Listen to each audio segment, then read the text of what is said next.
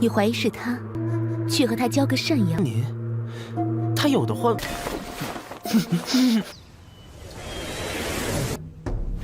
这不是感觉要谨言慎行啊！文在万，身份都是自己给的。导演说经费不够，不让我用心。公子到，恭迎皇子殿下。莫要误了时辰。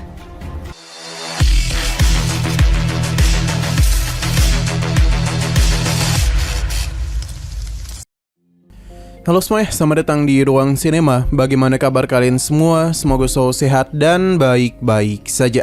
Sesuai jadwal, jadi pada hari ini kita akan kembali melanjutkan series Donghua Pillars Battle Spirit episode terbaru, yang mana ini adalah episode yang ke-122. Bagi yang baru bergabung dan series ini, kita sudah sediakan playlistnya. Jadi kalian bisa dengan mudah mencari di mana episode awal dari series ini. Namun sebelum kita mulai episode terbarunya, kita akan melihat dulu apa saja yang telah terjadi pada episode 121. Kemarin sisa-sisa kesadaran dari Kaisar Suci muncul untuk membantu Sinan dalam melewati petir tribulasi. Gadis harta pun memintanya untuk menyerap kekuatan tersebut agar ranah Sinan bisa meningkat. Proses penyerapan pun mulai Sinan lakukan dan tidak terasa waktu juga sudah berlalu. Ia pun terbangun ketika Miao Miao menghubunginya. Melihat tingkah laku Miao Miao yang sama seperti dulu membuat Sinan merasa begitu lega. Pasalnya dia itu pasti baik-baik saja. Selain itu di sini Sinan juga berencana untuk melakukan perjalanan, yang mana tujuannya adalah Kemponik. Hanya saja Sinan sempat terkendala untuk masuk ke dalam kota. Bahkan dia juga melihat seorang pria yang melakukan serangan kepada para penjaga. Untung saja Sinan ini baik hati dan memberikan perlindungan kepada mereka. Karena hal itu jugalah para penjaga pun menjadi begitu hormat kepada Sinan, sebab dia ini begitu baik. Nah, sekarang kita akan melanjutkan episode terbarunya. Kita dibawa berpindah ke tempat keluarga Fan. Seorang utusan telah datang kemari untuk melakukan penyelidikan terhadap Sinan yang telah datang kemari. Fan Hao membenarkan kalau Sinan telah melakukan kejahatan serius di tempat ini. Jadi sebaiknya dia itu dihukum berdasarkan aturan dari negara mereka dan bukanlah dari pria ini. Tapi tidak ada jejak yang Sinan tinggalkan yang membuat mereka sulit untuk melakukan pencarian kepadanya. Mendengar hal itu, utusan ini pun kesal dan memilih untuk pergi saja. Fan Hao tidaklah menduga kalau hanya satu orang namun dapat menyebabkan kekacauan di seluruh dinasti Zhao Timur. Ia pun menjadi tidak heran mengapa Xinru bisa menyukai sosok Sinan. Sinan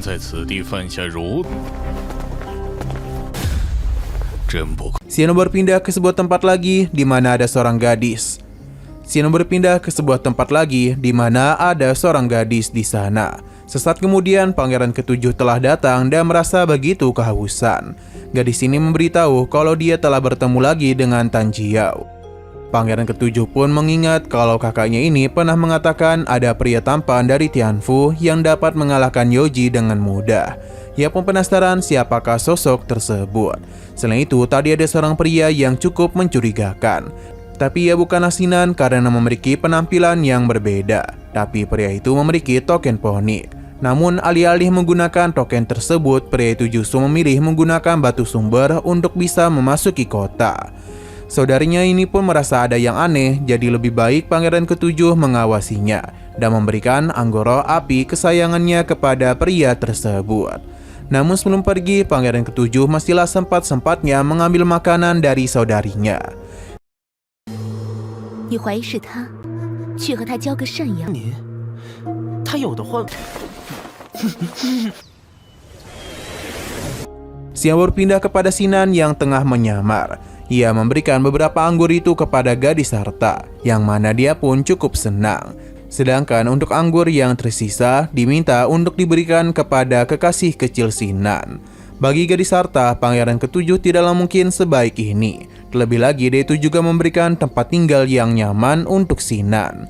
Tapi Sinan tidaklah dapat menolak kebaikannya. Terlebih lagi Pangeran Ketujuh memintanya untuk mengikuti sebuah kompetisi.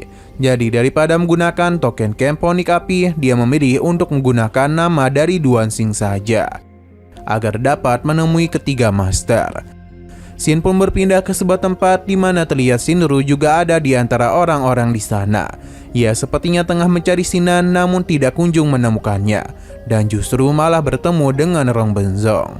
Ia memberikan godaan manja kepadanya, bahkan dia itu tidaklah segan-segan mengajak Shinru untuk bermalam bersamanya. Tapi Shinru memintanya untuk tidak seperti itu. Sesaat kemudian Sinan pun datang dan juga meminta Rong Benzong agar tidak bersikap sembarangan. Meskipun Sinan tengah menyamar, sepertinya Rong Benzong dapat mengenalinya. Ia pun memberikan kode kepada Rong Benzong agar tidak membongkar identitasnya. Hanya saja Sinan ini agak bingung, pasalnya Rong Benzong hanya mengganti namanya, namun tidak dengan penampilannya. Yang ternyata Rong Benzong ini tengah jatuh miskin, jadi dia tidak dapat menggunakan hartanya untuk melakukan penyamaran. 在下傲天，这不是感觉 要谨言慎行啊！文在万，身份都是自己给的。 导演说经费不够，不让我用些魔。 Sesaat kemudian muncullah seorang pria yang memberikan tekanan yang sangat kuat kepada orang-orang. Banyak murid yang tidak dapat menahan tekanan tersebut, termasuk juga dengan Shinru. Sedangkan Sinan baik-baik saja. Tetua ini pun mempersilakan para peserta untuk maju ke hadapannya. Terlihat kalau Sinan berada tepat di hadapan Shinru. Tetua ini memberikan selamat kepada mereka karena telah berhasil lulus proses seleksi. Bisa dikatakan ini adalah satu langkah memasuki ambang batas batalion ketiga.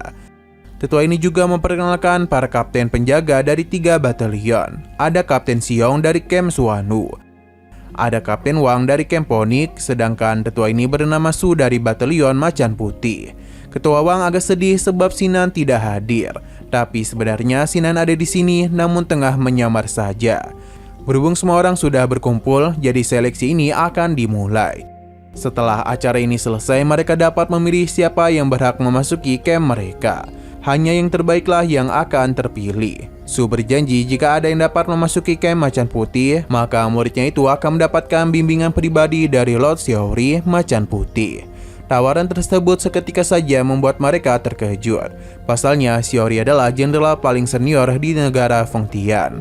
Mendapatkan bimbingan langsung darinya merupakan berkah yang besar. Bisa dikatakan tawaran Su ini sangatlah menggiurkan. Sesaat kemudian Pangeran ke-7 telah tiba, yang mana semua orang pun mengalihkan perhatian kepadanya. Sedangkan para tetua ini memberikan hormat kepadanya. Pangeran ke-7 meminta para kapten untuk melanjutkan hal itu, karena tujuan kemari adalah untuk melihat saja. Ia juga meminta untuk tidak mempedulikan kehadirannya. 威压会越来越强。恭迎皇子殿下。莫要误了时辰。 Para ketua paham dan saat jugalah ketua Su memulai acara penilaian, di mana sebuah tekanan yang begitu besar pun telah dia berikan dan membuat para murid kesulitan untuk berdiri. Tapi tidak untuk Sinan, ia begitu santai menghadapi semua tekanan tersebut. Bahkan di saat yang lainnya mengeluarkan Martial Spirit, hanya Sinan saja yang tidak mengeluarkannya.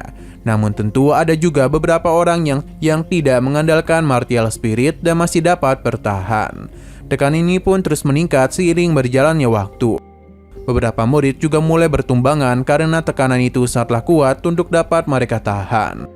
Ketua Xiao meminta bagi para murid yang gagal untuk tidak perlu kecewa, karena mereka sudah sangat hebat bertahan sejauh ini. Ia pun meminta para murid itu agar terhindar dari tekanannya. Ia pun mengungsikan para murid itu agar terhindar dari tekanan. Tekanan masihlah terus diberikan dan ini sudah jauh lebih kuat dibandingkan sebelumnya. Namun Sinan masihlah menganggap ini terlalu enteng, padahal sudah tekanan ketiga. Saat ini 4 murid masihlah bertahan yang membuat para ketua senang.